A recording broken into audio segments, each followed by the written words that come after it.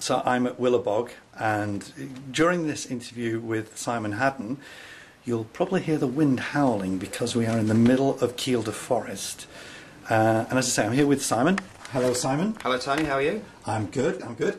So you've recently taken up doing bonsai ceramics. I have indeed. Yep. Yep. How long have you been doing it now? Just under a year. Okay. And who was? What was the reason? Why did you decide? The main reason behind it was trying to find small accent pots for my show hen. And Andy Pearson from Stone Monkey said, if I give you some clay, give it a go. So I did, enjoyed it, and just blossomed from there, really. I think Andy's been a bit of an influence. I mean, you live quite close to Andy, don't you? Yeah, we're best buddies. He lived about 5 miles from where I lived, and I used to go around there and just sort of buy pots off him and then spend a couple of hours chinwagging about ceramics and what he was looking to do, and it influenced where I'm going, really. It's quite nice that there's something very satisfying about picking up a piece of clay and moulding something. Could you encourage other people to have a go? Oh, absolutely. I mean, you don't need vast amounts of tools, basic 2 or 3 tools and your hands, and that's it. But no, give it a go. I think the big stumbling block, of course, is a kiln. Very much so, very much so. And if it wasn't for Andy, I wouldn't be able to do what I could do. You can go to commercial places which will firework for you, but they are very few and far between. So, no, I'm very lucky. So what are you doing predominantly show-hen pots and hand-built or throwing? No, all hand-built. I've been doing a little bit of slab building, which I had a couple of disasters on, but it's getting better. But yeah, it's mostly aimed at show-hen and marmite accent pots, rather than the larger ones. And what about colours? I'm a bit of a colour freak. I like my bright, vibrant colours, mostly from looking through Japanese magazines, articles, so bright yellows, reds, aquamarines, turquoises, that sort of colour. Yeah.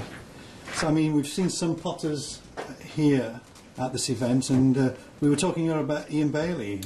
Yeah, some of the glazes Ian produces are really, really fantastic, and they are inspirational to me, and the movement in glaze as well, which I generally recreate by hand painting the movement as opposed to the glaze doing all the work. I'm sorry, but you're going to have to explain to me the movement. What do you mean by that? The way that certain aspects of a colour, the glaze itself will move from the top to the bottom of the pot. So is that based on the thickness of the glaze going on, or it can be based on thickness? Yeah. If you put 2 colours together or something, is that? Yeah, I mean you can put additives that will reduce the melting point of the glaze, but I've tended to, so I've got control. I might paint 2 or 3 glazes together, not necessarily over the top, but I'll paint one to give it my primary shape and then do infill, so I can get 2 or 3 colours on one pot.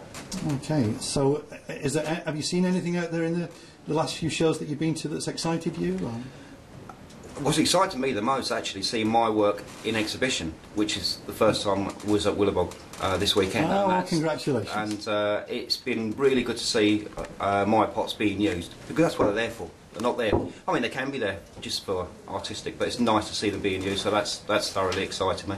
And just really, any sort of Japanese, especially marmite pots, I really do float my boat.